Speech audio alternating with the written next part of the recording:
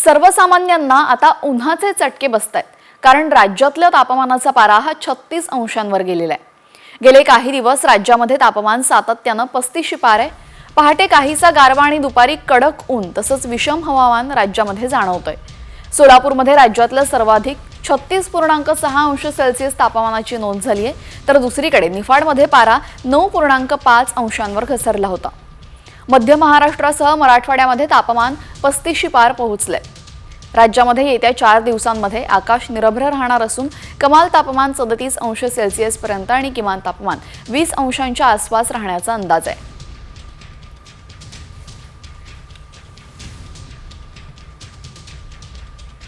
तर फेब्रुवारीच्या सुरुवातीलाच आपण पाहतोय तापमानामध्ये मोठी वाढ होते आणि त्याचमुळे आता यंदाचा उन्हाळा घामटा काढणार आहे, कारण मार्च महिन्यामध्ये उन्हाचा पारा 40 अंशांपर्यंत पोहोचेल। फेब्रुवारीच्या अखेरीस उष्णतेच्या लाटा तीव्र होण्याचा इशारा देण्यात आला असून फेब्रुवारीच्या शेवटच्याच आठवड्यामध्ये तापमान 40 अंशांपर्यंत पोहोचण्याचा अंदाज आहे। सध्या राज्याचं तापमान 36 ते 38 अंशांवर गेले आहे, तर पुणे, नागपूर, अकोला, परभणीमध्ये पारा 36 ते 38 अंशांवर पोहोचलाय। उन्हाच्या तडाख्यापासून वाचण्यासाठी काळजी घेण्याचं आवाहन करण्यात आलेलं आहे।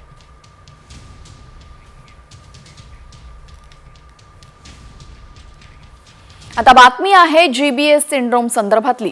आता विदर्भवासियांची चिंता वाढलेली आहे, कारण की पुण्यात थैमान घातलेल्या जीबीएसचा नागपुरात पहिला बळी गेलेला आहे।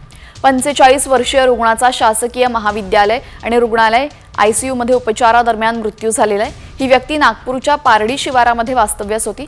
श्वास घ्यायला त्रास होत असल्याने 11 फेब्रुवारीला आयसीयू मध्ये दाखल करण्यात आलं होतं। शुक्रवारी संध्याकाळी प्रकृती बिघडल्याने मृत्यू झाला। याच शासकीय रुग्णालयामध्ये आणखी 2 जीबीएसचे रुग्ण आयसीयू मध्ये उपचार घेतात, त्यामुळे आता चिंता कायम आहे।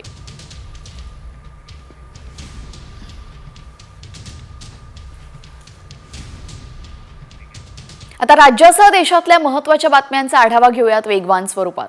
पुण्यामध्ये जीबीएस बाधित गावांना आता शुद्ध पाण्याचा पुरवठा करण्यात येणार आहे। यासाठी 606 कोटी रुपयांचा प्रस्ताव राज्य शासनाकडे सादर करण्यात आलेला आहे। प्रत्येकी 100 MLD क्षमता असलेले 2 प्रकल्प उभारले जाणार आहेत। 34 पैकी 12 गावांमध्ये शुद्ध न केलेले पाणी थेट धरणातून दिलं जाणार आहे।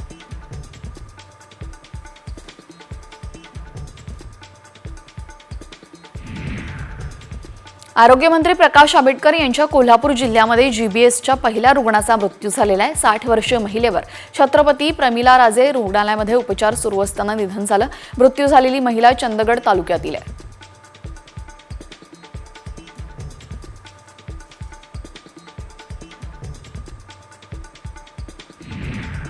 अटल सेतू शनिवारी रात्री 11 वाजल्यापासून ते रविवारी दुपारी 1 वाजेपर्यंत वाहतुकीसाठी बंद राहणार आहे। MMRDA कडनं रविवारी मॅरेथॉन शर्यतीचं आयोजन करण्यात आलं। या मॅरेथॉन शर्यतीसाठी अटल सेतू सलग 13 तास बंद राहणार आहे। त्यामुळे आता नवी मुंबई आणि पुण्याकडे जाण्यासाठी पर्यायी मार्गांचा वापर करावा लागणार आहे।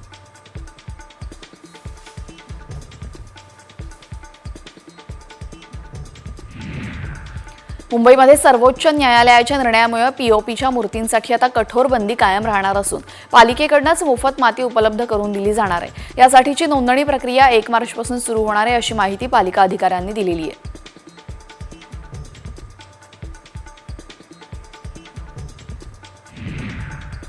राजकीय पक्ष आरटीआय कक्षामध्ये येण्याची शक्यता आहे। निवडणुकीदरम्यान काळा पैशाला आळा घालण्यासाठी राजकीय पक्षांना आरटीआय कायद्याच्या कक्षेत आणण्याची याचिका आहे। यावर आता सर्वोच्च न्यायालयाने केंद्र सरकार, निवडणूक आयोग आणि 6 राजकीय पक्षांना लेखी उत्तर द्यायचे निर्देश दिलेत।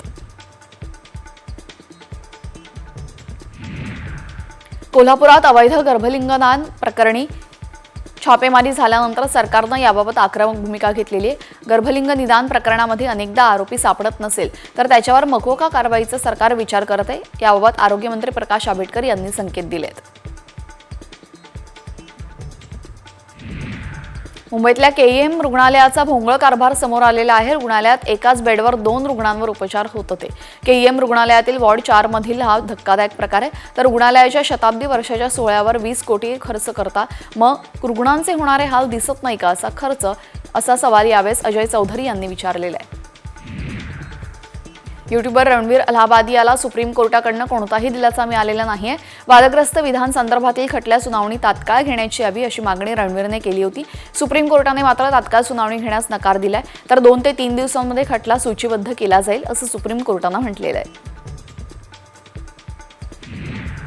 मुलुंडच्या न्यू इंडिया बँकवर आरबीआयने निर्बंध लादल्यानंतर बँकेच्या अनेक शाखा बंद झाल्याने भीतीचं वातावरण निर्माण झालेले आहे। बँकेच्या बाहेर अनेक ठेवीदार विचारणा करण्यासाठी उभे आहेत, परंतु त्यांना कुठलीच माहिती मिळत नसल्यामुळे ठेवीदार संतप्त झालेले आहेत। येस बँक आर्थिक गैरव्यवहार प्रकरणी अटकेत असलेल्या वाधवा बंधूंना जामीन मंजूर करण्यात आलेला आहे। दिवाण हाऊसिंग फायनान्स लिमिटेड प्रवर्तक धीरज आणि कपिल वावधान यांना उच्च न्यायालयाने जामीन मंजूर केलेला आहे।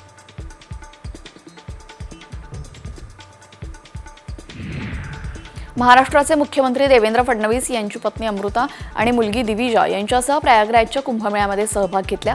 गंगा नदीच्या किनारी आरती केल्यानंतर मुख्यमंत्री फडणवीसांनी त्रिवेणी संगमात पवित्र स्नान केलं।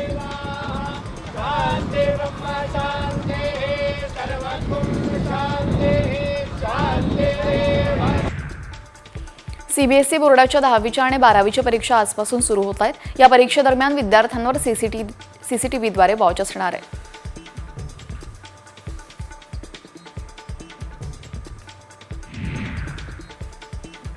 टीईटी परीक्षेचा निकाल जाहीर झालेला आहे। या परीक्षेमध्ये 11,168 उमेदवार पात्र झाले असून एकूण निकाल केवळ 3.38% लागला आहे।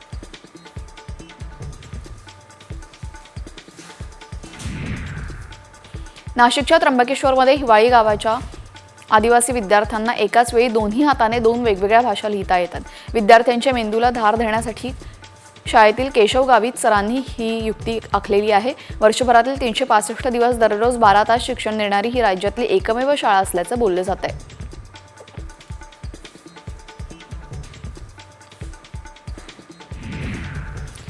सावित्रीबाई फुले पुणे विद्यापीठातील विविध भागांमध्ये प्रवेश घेण्यासाठी आता आवश्यक सामायिक पात्रता परीक्षेची घोषणा करण्यात आलेली आहे। त्यानुसार प्रवेश परीक्षेसाठी ऑनलाईन अर्ज भरण्यास सुरुवात करण्यात आली असून येत्या 3 मार्चपर्यंत विद्यार्थ्यांना अर्ज करता येणार आहे।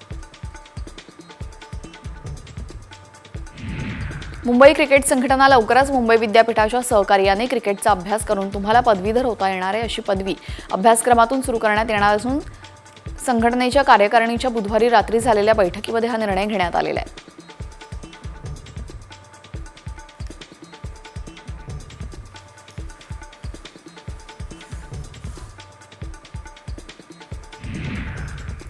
आता पाहूयात राजकीय वर्तुळातली एक मोठी बातमी।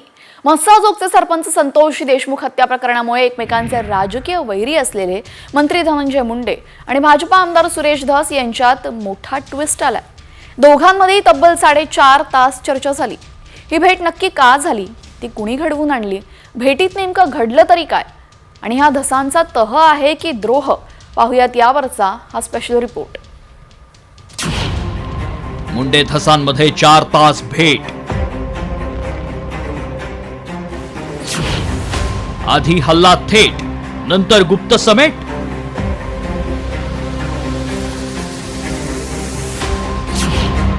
धसांचा मुंडेंसोबत तह की देशमुखांसोबत द्रोह?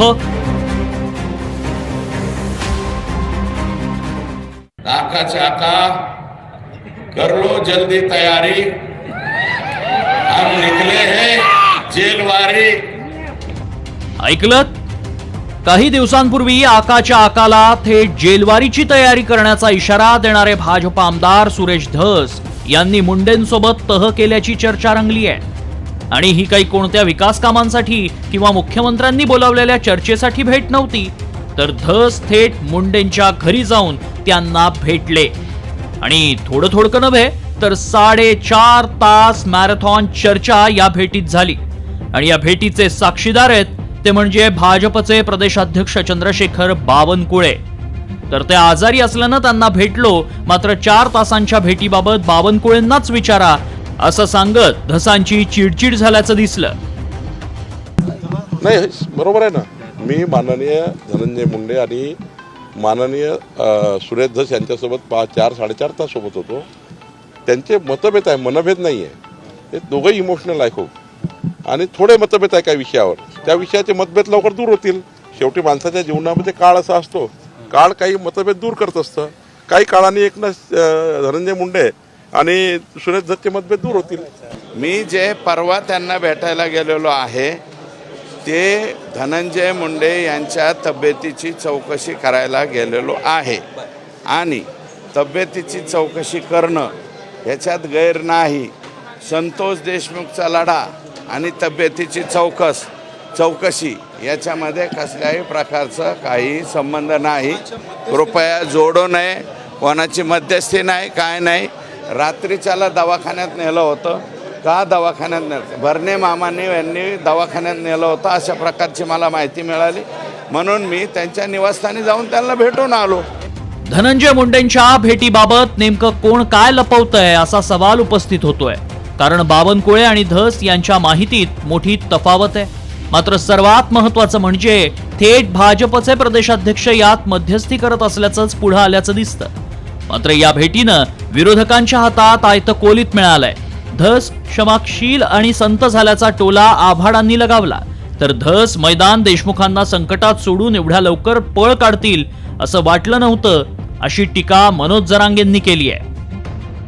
4.5 तास हे का भेटले असेल याचं काय उत्तर कोणाकडे आहे का नाही. आणि सध्याच्या मी काही वागण्यात फरक दिसतोय. धस्सा अतिशय क्षमाशील झाले, संत परंपरेवर चालले की कोणीही कितीही गुन्हा केला असेल त्याला माफ करून टाका. त्याने संतोष सूर्यवंशीच्या आईला सल्ला दिला की कोणी मारला असेल तर त्यांना माफ करून टाका. तसं त्यांनी आज धनंजय मुंडेंना माफ करून टाकलं. म्हणजे 4 दिवसापूर्वी अचानक युवतीने का मारलाय हे काही कळायला मार्ग नाही.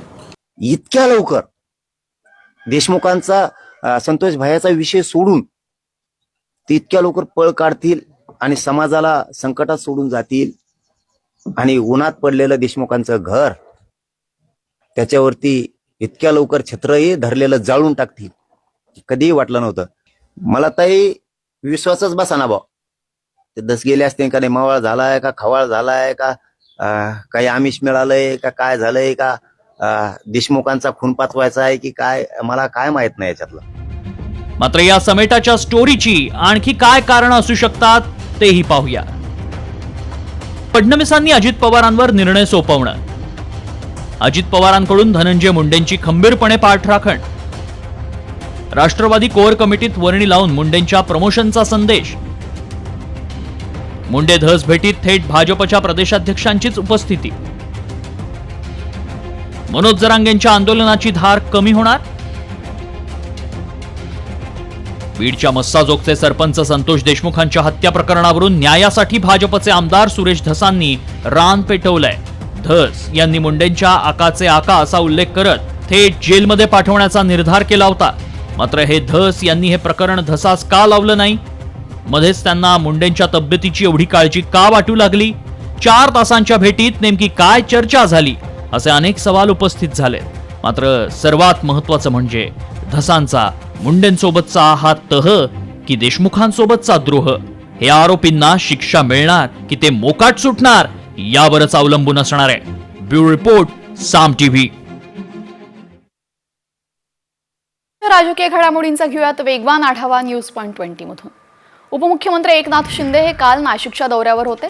दौरा आटोपून शिंदे मुंबईकडे परतताना नाशिकचे पोलीस आयुक्त संदीप कर्णिक यांना भेटले. दोघांमध्येही एकांतात 5 ते 10 मिनिटं चर्चा झाली. एकांतातील या चर्चेचं कारण मात्र अद्याप अस्पष्ट आहे.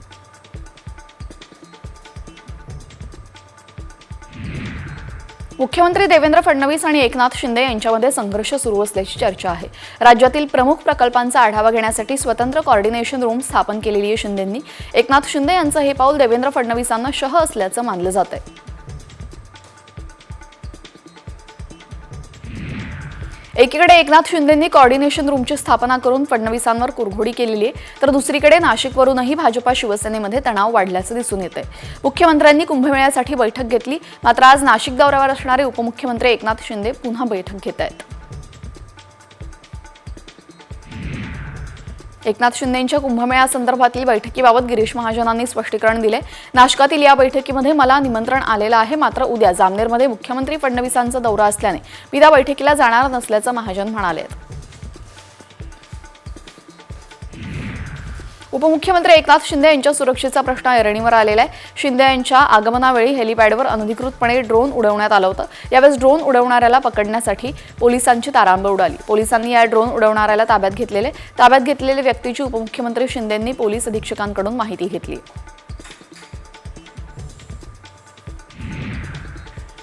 रायगडच्या पालकमंत्री पदाचा तिढा अद्यापही कायम आहे. रायगडच्या पालकमंत्री पदासाठी महायुतीमधील राष्ट्रवादी आणि शिवसेना आग्रही असल्याचं पाहायला मिळतंय. तर लवकरच पालकमंत्री पदाबाबत निर्णय जाहीर होणार आहे. त्यामुळेच आता पालकमंत्री पदासाठी तुळजाभवानीला साकडं घालणार असल्याचं मंत्री भरत गोगावले यांनी सांगितलेलं आहे.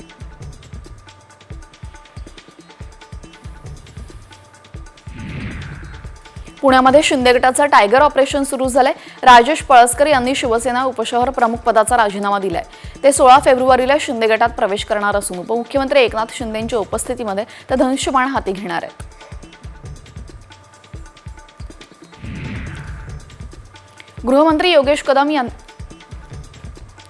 गृहराज्यमंत्री योगेश कदम यांनी ठाकरे गटासंदर्भात एक मोठं भाकीत केलेलं आहे. पुढील 6 महिन्यांमध्ये उद्धव ठाकरेंच्या पक्षाचा अंत होणार आहे असा खळबळजनक दावा मंत्री योगेश कदम यांनी केलेला आहे. तर ऑपरेशन टायगर आता थांबणार नाही असंही कदम म्हणाले. रत्नागिरी जिल्ह्यातील दापोली नगरपंचायतीचे 5 नगरसेवक शिवसेना शिंदे गटात सहभागी होणार असल्याने ऑपरेशन टायगरची जोरदार चर्चा सुरू झाली आहे. विधानसभा निवडणुकीपूर्वी राष्ट्रवादीतून उद्धव ठाकरे गटामध्ये सहभागी झालेल्या 7 पैकी 5 नगरसेवक शिंदे गटात जाण्याची जोरदार हालचाल सुरू झाली आहे. ठाकरे गटाचे नांदेड जिल्हा संपर्क प्रमुख दत्ता कोकाटे यांनी राजीनामा देत भाजपामध्ये प्रवेश करणार असल्याचं सांगितलं. संपर्क प्रमुख बबन थोरात यांच्या मनमानीला कंटाळून राजीनामा देत असल्याचं कोकाटे यांनी म्हटलेलं आहे. काँग्रेसचे माजी जिल्हाध्यक्ष आणि माजी आमदार सुरेशकुमार जेथलिया उद्या राष्ट्रवादी अजित पवार गटात प्रवेश करणार आहेत. उपमुख्यमंत्री अजित पवार यांच्या उपस्थितीमध्ये त्यांच्या समर्थकांसह परतूर इथं त्यांचा प्रवेश होणार आहे. राज्याचे कृषी मंत्री माणिकराव कोकाटेंनी धक्कादायक विधान केलेले. कृषी मंत्र्यांनी शेतकऱ्यांबाबत बोलताना उपकाराची भाषा केलेली आहे. भिकारी सुद्धा 1 रुपयाची भीक घेत नाही, आम्ही तर 1 रुपयात पीक विमा देतोय असं वादग्रस्त विधान मंत्री माणिकराव कोकाटे यांनी केलेलं आहे. 1 रुपयात पीक विमा देऊन सरकार शेतकऱ्यांवर उपकार करतंय का अशी टीका विधान परिषदेचे विरोधी पक्षनेते अंबादास दानवेंनी केलेली आहे. शेतकऱ्यांच्या बळावर राज्य चालत असून सरकारनं शेतकऱ्यांची कितीतरी अनुदानं थांबवलेली आहेत. अशा पद्धतीने जर कृषी मंत्री बोलत असेल तर मी त्यांचा निषेध करतो असंही दानवे म्हणाले.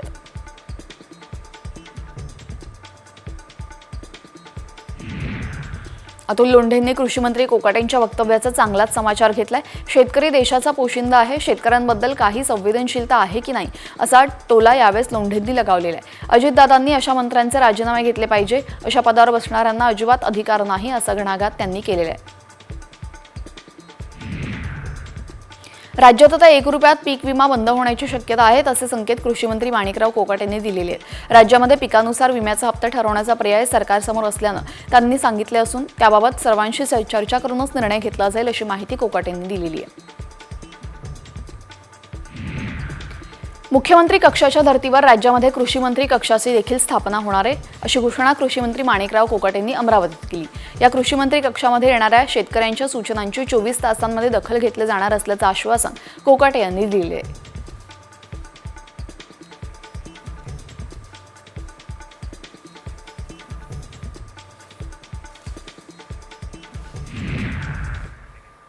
देवतारी त्याला कोण मारी ही म्हण तुम्ही ऐकली असेलच आणि याचंच उदाहरण आता समोर आलेलं आहे. जगातील सर्वात मोठा प्राणी असलेल्या वेल माशाच्या तडाख्यामुळे अनेकदा छोट्या होड्या बोटीही उलटतात. त्यामध्ये एखादा माणूस या महाकाय वेलच्या तावडीत सापडला तर त्याचा मृत्यू निश्चितच. अशा वेल माशाच्या तावडीतून कोणी सुटला तर तो चमत्कारच. आणि अशीच आश्चर्यकारक घटना चिली देशातील पटगोनिया इथं घडलेली आहे. समुद्रामध्ये पोहत असलेल्या तरुणाला एका वेल माशानं गिळलं, मात्र आश्चर्यकारकरित्या तो मृत्यूच्या दारातून परत आलेला आहे. बोटिंग करत असलेल्या तरुणाला वेलनं गिळलं, मात्र काही वेळातच वेल माशानं या तरुणाला तोंडातून बाहेर फेकलंय. Sentía que quizás era una orca, habíamos estado hablando de orcas poco antes, entonces tenía eso en la cabeza.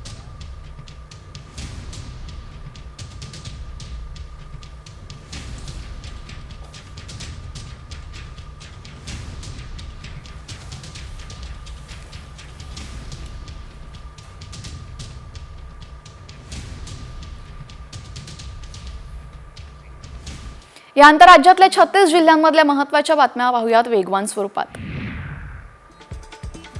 लष्करात नोकरी देण्याच्या आमिषाने तरुणांची 5 लाखांची फसवणूक करण्यात आलेली आहे। या प्रकरणी बंडगार्डन पोलिसांनी उत्तराखंडमधील एकाविरुद्ध गुन्हा दाखल केलेला आहे। या आरोपीने अजून कुणाला असं फसवलेलं आहे का याचा तपास पोलीस करतायत।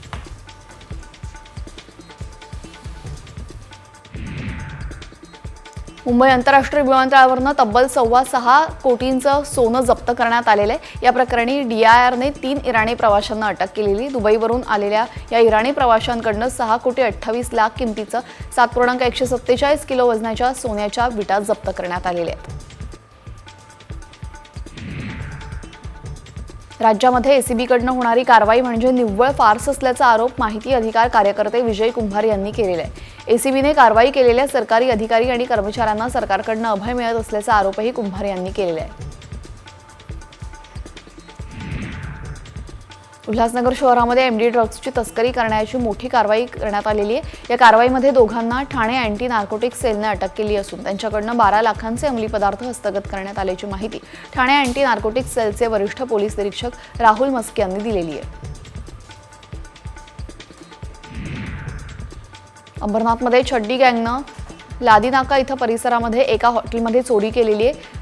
चोरट्यांनी पत्रे तोडून हॉटेलमध्ये प्रवेश केला। यावेळी चोरट्यांनी काउंटरमधून 70,000 रुपये चोरून नेलेत। या प्रकरणी अंबरनाथ पश्चिम पोलीस ठाण्यामध्ये गुन्हा दाखल करण्यात आला असून पोलीस सध्या या गँगच्या शोधात आहेत। जितेंद्र आव्हाडांसमोर महिलेनं अंगावर रॉकेल ओतून आत्मदहन करण्याचा प्रयत्न केला। मुंब्रामध्ये रस्ता रुंदीकरणामध्ये घर जात असल्यानं शासनानं योग्य मोबदला द्यावा अशी मागणी या महिलेनं केली। पोलिसांनी या महिलेला रोखल्यामुळे मोठा अनर्थ टळलेला आहे।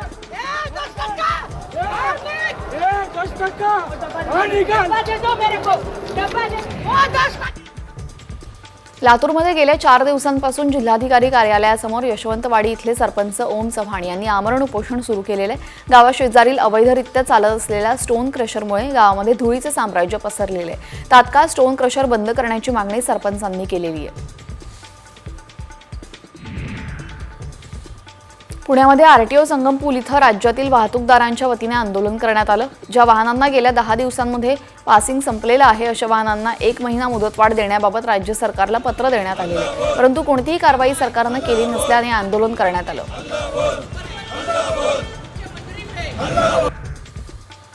नंदुरबारच्या केलापाणी गावामध्ये हंडाभर पाण्यासाठी आदिवासी महिलांना 4 ते 5 किलोमीटर जीवघेणा प्रवास करावा लागतोय। साधारण 200 फूट खोल दरीमध्ये उतरून आदिवासी महिलांना पिण्याचं पाणी आणावं लागतंय।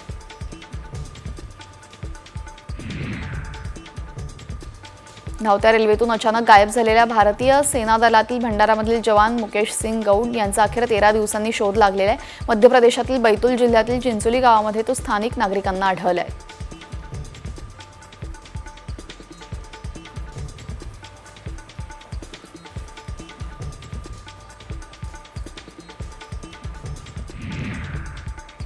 आता बातमी आहे लाडकी बहीण योजनेसंदर्भातली। मुख्यमंत्री लाडकी बहीण योजना डोईजड झाल्यानं राज्य सरकारनं आता इतर मोफत योजनांना कात्री लावण्याचा घाट घातलेला आहे। टप्प्याटप्प्यानं सर्व मोफत योजना बंद करण्याचा सरकारचा प्रयत्न असून कोणत्या योजनांवर गंडांतर येणार आहे पाहूयात याच संदर्भातला हा स्पेशल रिपोर्ट।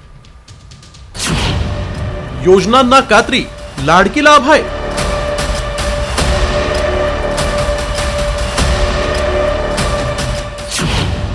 टप्प्याटप्प्यानं मोफत योजना बंद करणार। सरकारचं 1 लाख कोटींच्या बचतीचं ध्येय।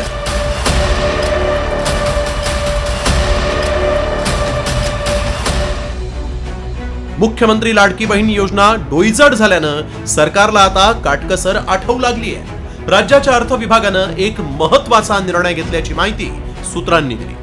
जवळपास 1 लाख कोटींच्या बचतीचं ध्येय अर्थ विभागानं डोळ्यासमोर ठेवलंय आणि त्यासाठी सध्या सुरू असलेल्या मोफत योजनांचा आढावा घेऊन त्यांना टप्प्याटप्प्यानं कात्री लावण्याचं लक्ष्य अर्थमंत्री अजित पवारांनी ठेवल्याची माहिती सूत्रांनी दिली। राज्याची डबघाईला आलेली आर्थिक स्थिती आणि डोक्यावर असलेलं लाखभर कोटींचं कर्ज यातून सावरण्यासाठी हा निर्णय घेण्यात आल्याचं समजतंय। मात्र महायुतीचं सरकार पुन्हा सत्तेत आणण्यात लाडकी बहीण योजनेचा सिंहाचा वाटा असल्यानं ही योजना बंद होणार नाही, फक्त निकषांनुसार लाभ दिला जाणार आहे। शिवभोजन, आनंदाचा शिधा, मुख्यमंत्री शिष्यवृत्ती, पिंक रिक्षा, मागेल त्याला सोलार पॅनल, शेतीसाठी मोफत वीज. तब्बल 2.5 कोटींच्या घरात लाडकीच्या लाभार्थ्यांची संख्या आहे. त्यामुळे सरकारनं आता बोगस लाभार्थ्यांकडे आपला मोर्चा वळवलाय. त्याशिवाय 2-2 सरकारी योजनांचा लाभ घेणाऱ्या 5 लाख लाडकींनाही योजनेतून वगळलाय. आता मवियाच्या सत्ता काळात लोकप्रिय ठरलेली शिवभोजन योजना आणि आनंदाचा शिधा योजना बंद करून पैसे वाचवण्याचा सरकारचा विचार असल्याचं कळत आहे. लाडकीमुळे बिघडलेलं आर्थिक गणित जुळवण्यासाठी आता गरिबांचा घास तर हिरावला जाणारच आहे, मात्र त्यांची दिवाळीही कडू होण्याची शक्यता आहे. ब्युरो रिपोर्ट, साम टीव्ही मराठी.